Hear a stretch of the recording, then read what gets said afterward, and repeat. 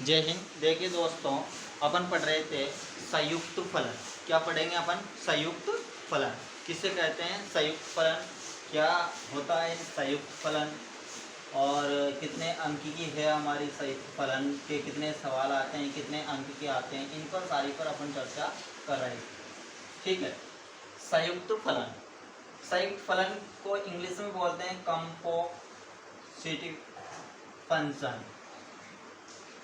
ठीक है दोस्तों, कितने अंक की प्रश्नमाला है अपनी? फर्स्ट जो प्रश्नमाला है 3 अंक की है दोस्तों। ये सारी बातें मैंने कितने अंक की है, कितने इसमें उदाहरण हैं, है ना, कितने किस किस प्रकार के सवाल आते हैं इसमें से, ये सारी बातें मैंने बेसिक पूरा कंप्लीट आपको पार्ट 1 और पार्ट 2 में बता दिया है दोस्तों। मैंने वहाँ पर बताया एक एक की फलन क्या होता है, आच्छादक फलन क्या होता है, और अंतर सेफी फलन क्या होता है ना, आच्छादक और एकेकी फलन क्या होता है ना, गोफ और फोक क्या होता है, इसका सूत्र जो बना वो कैसे बना, कैसे आता है, ये सारी चीज़ें मैंने पार्ट 1 और पार्ट 2 में आपको बता दी है दोस्तों। आपने यदि पार्ट 1 और पार्ट 2 नहीं देखा है तो उसको प्लीज़ देख लेना दोस्तों, ठीक है, ताकि आपको बेसिक पूरा मालूम हो जाएगा। इसकी एक बार फिर बता देता हूँ मैं, यदि आपने पार्ट 1 और पार्ट 2 नहीं देखा है तो जो संयुक्त फलन प्रश्नमाला अपनी फर्स्ट है, ये प्रश्नमाला 3 अंक की है दोस्तों। यहाँ से एक सवाल हो सकता है डायरेक्ट 3 नंबर का पूछा जाए, हो सकता है दोस्तों 2 नंबर का एक पूछा जाए, एक नंबर का, तो 3 नंबर यहाँ पर भी हो गए। ये 2 स्थितियाँ यहाँ पर बनती हैं, अच्छी बात है। इसके अलावा इसमें देखिए 1.1 में अपन 7 सवाल पढ़ेंगे, 1.2 में अपन 7 सवाल पढ़ेंगे, 1.3 में अपन 5 सवाल पढ़ेंगे दोस्तों, और उदाहरण इसमें शायद 16 या 17 उदाहरण पढ़ेंगे अपन।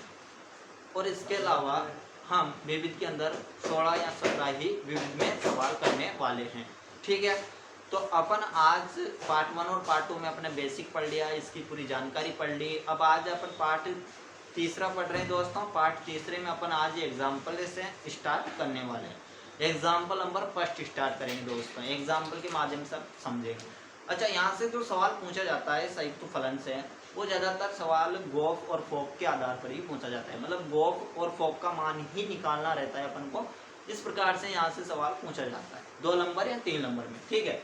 तो अपन उदाहरण नंबर आज फर्स्ट देखेंगे दोस्तों अपना, ठीक है। फर्स्ट उदाहरण, इसको थोड़ा साइड में लिखते हैं, अपने पास जगह थोड़ी कम रहेगी, इसलिए इसको क्या करते हैं अपन, इधर लिख लेते हैं, कंपोजिटिव फंक्शन, ठीक है, इसको इधर लिख देते हैं। देखिए आपका उदाहरण नंबर फर्स्ट एक जो है वो क्या है दोस्तों आपका, यदि ए का मान दे रखा है दोस्तों 1 2 3, बी का मान दे रखा है दोस्तों 4 और 5, सी का मान 7 और 8 और 9, और तथा एफ ऑफ फलन दे रखा है ए से बी, तथा एक फलन दे रखा है बी से सी। ये फलन दे रखे हैं आपके लिए, ठीक है। तब एफ ऑफ ए का मान दे रखा है दोस्तों 4, एफ ऑफ 2 का मान दे रखा है दोस्तों 4, एफ ऑफ 3 का मान दे रखा है दोस्तों 5, और जी 4 का मान दे रखा है दोस्तों 8, और जी 5 का मान दे रखा है दोस्तों 9। ये मान अपने लिए दे रखा है, ठीक है, इतना कुछ दे रखा है। और बोल रखा है तो आपको वो याद करना है दोस्तों, करें, ठीक है। अपन को गोफ याद करना है दोस्तों। ये सारे मान आई होप कि आपकी बुक का फर्स्ट ही उदाहरण है, मुझे ऐसा लगता है, एक बार आप भी चेक कर लेना, कंफर्म ये फर्स्ट ही उदाहरण है आपका, ठीक है, आपकी बुक का।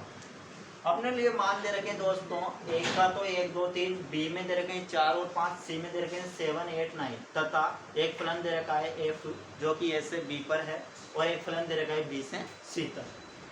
तब एफ ऑफ ए का मान 4, एफ ऑफ 2 का मान 4, एफ ऑफ 3 का मान 5, जी 4 का मान 8 और जी 5 का मान 9 दे रखा है, और अपने को गोफ याद करना। अब आपको गोफ का सूत्र तो पता होगा दोस्तों, क्योंकि मैंने सेकंड पार्ट में आपको पढ़ाया है। यदि आपने नहीं देखा है तब भी समझ लीजिए, गोफ का जो सूत्र होता है उसको अपन किस प्रकार से देखते हैं, एक बार इस पर अपन चर्चा कर लेते हैं, फिर इसके बाद में अपन आगे बढ़ जाएंगे, ठीक है। यहाँ पर देखिए दोस्तों, ये कोई फलन है अपने पास, ये कोई फलन है अपने पास जी, ठीक है, ये ए, ये अपने पास बी और ये सी। यहाँ पर अभी हुए A1 A2 और A3, यहाँ पर अपने पास B1 B2 और B3, यहाँ पर है C1 C2 और C3। ठीक है, अब यहाँ से डायरेक्ट अपन को ये फंक्शन लाने के लिए अपन बोलते हैं इसको ही क्या बोलते हैं दोस्तों, गोफ। हमारे लिए दो फंक्शन दे रखे हैं, कौन कौन से, A से B तक और एक फंक्शन दे रखा है B से C तक, दो फंक्शन दे रखे हैं। अब हमें क्या करना है दोस्तों, जब अपन गोफ याद करेंगे तो बीच की जो स्टेप है, कुल मिला के अपन को मान तो A1 का तो डायरेक्ट C1 पर जो मान होगा वही लाना है, लेकिन ये जो बीच में स्टेप आ रही है इसको हटाने के लिए अपन गोफ का उपयोग करते हैं, इस स्टेप को हटा देते हैं, डायरेक्ट अपन फंक्शन क्या ले आएंगे, यहाँ से अपन फंक्शन लाएंगे A से C तक, बस इसी फंक्शन का अपन प्रयोग करने वाले, इसी को अपन गोफ बोलते हैं। ठीक है, तो अपन को क्या करना है, अब इसको प्रूफ करना हो तो प्रूफ भी मैंने सेकंड पार्ट में बताया है, फिर भी बता देता हूँ। देखो अपन को अगर f ऑफ a1 का मान लाना है तो अपने पास मान क्या आएगा, b1 आएगा, क्योंकि ये इस पर है, ये इस पर है, ये इस पर है, और b1 का मान g b1 का मान c1 है, b2 का मान c3 है और b3 का मान c3 है। ठीक है, तो इसका मान ही आ गया। इसी प्रकार से देखो दोस्तों g b1 का मान क्या आएगा, c1 है ना, और आप जानते हो दोस्तों b1 किसके बराबर है, f ऑफ a1 के बराबर है, तो यहाँ पर b1 की जगह पर रख देते हैं अपन, किसको रखेंगे, f ऑफ a1 को रख देते हैं, तो ये c1, मतलब कुल मिला के मान तो a1 का f g का मान आ गया, यानी कि c1 का मान अपन प्राप्त कर लिया। मतलब इसी को तो अपन गोफ बोलते हैं दोस्तों, इसी को अपन क्या बोलते हैं, गोफ का सूत्र ये तो होता है x बराबर गोफ f ऑफ x, इसी को तो अपन क्या बोलते हैं, गोफ बोलते हैं, यही तो सूत्र अपने पास होता है। ठीक है, तो अपन ये सारी बातें मैंने आपके लिए पार्ट 2 में बढ़िया समझा दी है, फिर भी मैंने एक बार आपके लिए बता दिया क्योंकि सवाल उसी प्रकार का था, गोफ ही अपन को याद करना था, इसलिए मैंने फिर एक बार और रिवाइज इसको कर दिया। तो इस प्रकार से अपन इस सूत्र का उपयोग करते हैं, इस प्रकार से अपन इस सूत्र को मान याद कर सकते हैं, क्योंकि कुल मिला के अपन को A1 से C1 पर ही तो जाना है, तो बीच की स्टेप को हटाने के लिए अपन गोफ का उपयोग करते हैं, जो कि कैसे आता है वो मैंने बता दिया। ठीक है, अब अपन इस सवाल की बात करते हैं, इन सारी चीज़ों को तो अपन साफ कर देते हैं, अपन सवाल की बात करते हैं। अपन को सवाल करना है और इसमें गोफ अपन को याद करके लाना है। तो अपन सबसे पहले देखो, लिखने का तरीका आपका अच्छा होना चाहिए। एग्जामिनर जब कॉपी चेक करता है तो आपकी कॉपी सबसे अलग होनी चाहिए, तभी अच्छे अंक मिलते हैं। सवाल तो सभी करते हैं, सभी को आ जाते हैं, लेकिन लिखने का तरीका भी अच्छा होना चाहिए। सबसे पहले सॉल्यूशन और अपन लिखेंगे दिया गया है, क्या दिया गया है आपके लिए, तो आप बोलोगे ए का मान 1 2 3 दिया गया है, बी में हमारे लिए 4 5 दिया गया है, और अपन यदि बात करें सी की तो सी के अंदर आपको लिए दिया गया है 7 8 और 9 दिया गया है, ये दिया गया है। और आपके लिए और क्या दिया गया है, तथा हमारे लिए एफ ऑफ 1 का मान दिया गया है 4, एफ ऑफ 2 का मान दिया गया है 4, एफ ऑफ 3 का मान दिया गया है हमारे लिए 5, और जी 4 का मान दिया गया हमारे लिए 8, और जी 5 का मान दिया गया है 9। ये मान दिए गए हैं आपके लिए। ठीक है, इतना दिया गया है, आपको लिखना है दिया गया है, क्या क्या दिया गया है, ये दिया गया है। और हमारे लिए दिया गया है एक फलन है जो कि ए से बी तक जा रहा है, और एक फलन है जो कि बी से सी तक। तो कुल मिला के ये बात क्या कहाँ तक जा रही है अपनी, कुल मिला के फलन अपन कौन सा प्रदर्शित करेंगे, ए से सी तक। कुल मिला के यहाँ तक ही तो अपन को जाना है। देखो ना, बीच की स्टेप को ही तो हटाना है अपन को, मैंने बताया था अभी आपको ए से सी तक जाना है डायरेक्ट। ठीक है, तो अपन क्या याद करेंगे, ए से सी तक जाने के लिए गोफ, यही तो गोफ का फॉर्मूला होता है। गोफ का फॉर्मूला या फिर गोफ का जो सूत्र होता है वो यही है मेरे भाई, फलन ए से बी सी तक जाना। आपका ये किसको दर्शाता है, गोफ को दर्शाता है। ठीक है, तो सारी चीजें आपको लिख लेनी चाहिए। अब देखिए, यहाँ पर लिखना चाहो तो लिख लो गोफ। ठीक है, अब देखो दोस्तों, आपके लिए क्या दिया है, अपन को गोफ याद करना है। गोफ याद करने का सूत्र क्या होता है, इसको लिख लो। गोफ याद करने का एफ ऑफ एक्स बराबर, मैंने अभी भी लिखा था थोड़ी देर पहले भी, इधर क्वेश्चन देखो, एफ ऑफ एक्स और ये अपने पास क्या होता है, इसका फॉर्मूला होता है, सूत्र होता है ये गोफ का। ठीक है, इसको अलग लाइन से अंडरलाइन करना चाहो तो अलग से कर लो आप लाल के पेन से, और इसको नोट भी कर ले लो। ये अपने पास क्या होता है दोस्तों, गोफ का सूत्र होता है। ठीक है, इससे याद करेंगे अपन। अब अपने पास सबसे पहले देखो क्या दे रखा है, गोफ। एक्स की जगह पर अपन क्या रखेंगे, 1, क्योंकि 1 दे रखा है तो 1 को रख दो। ठीक है, अंदर चलो, सूत्र में बाहर क्या है जी, फिर क्या है बड़ा कोष्टक, एफ ओ, एक्स की जगह पर क्या रखेंगे 1, सही तो करेंगे, 1 रखेंगे ना सबसे पहले, फिर 2 रखेंगे, फिर 3 रखेंगे, फिर 4 रखेंगे, फिर 5 रखेंगे और इसी प्रकार अपन आंसर लाएंगे। ठीक है, आ गया आपकी समझ में? Very good. अब देखो गॉप की जगह पर मैंने सबसे पहले x की जगह पर 1 1 1 रख दिया।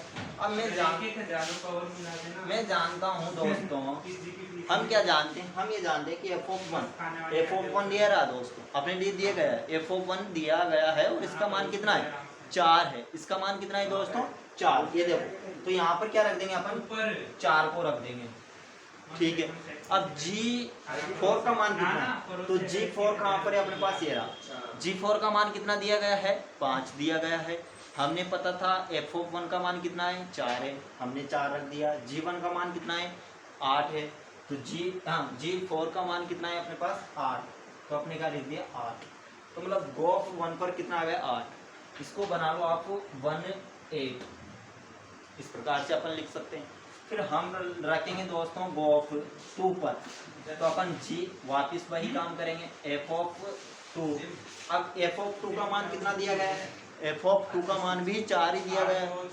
f(2) का मान कितना दिया गया है, f(2) का मान भी अपने लिए 4 ही दिया गया है, तो अपन लिखेंगे G4। ठीक है, अब G4 का मान कितना दिया गया है, G4 का मान भी 8 ही दिया गया है, तो यहाँ पर 8 आ जाएगा, मतलब 2 पर, और ये ऐसा लिख सकते हैं। ठीक है, अब इसके बाद में अपन 3 पर चलते हैं, तो 3 को भी अपन ऐसा ही लिखेंगे, Gf(3), और f(3) का मान कितना दिया गया है, 5।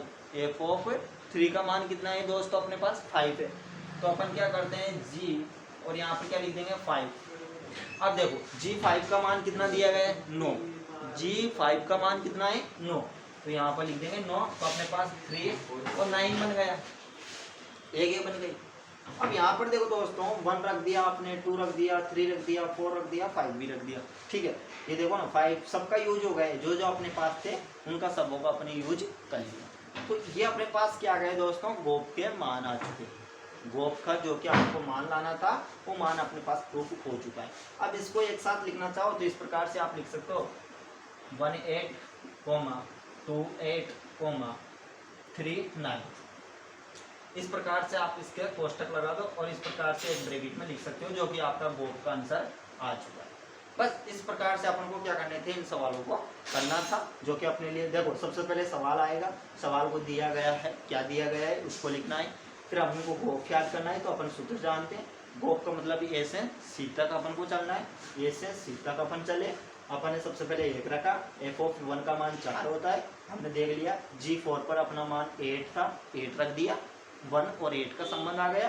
फिर उसके बाद में 2 रखा, तो f(2) का मान हम जानते हैं 4 ही है, तो G4 का मान भी 8 ही होता है। फिर हमने 3 रखा x की जगह पर, फिर हमने f(3) का मान अपने पास 5 था, अपने 5 रखा, G5 का मान 9 था, हमने 9 रख दिया।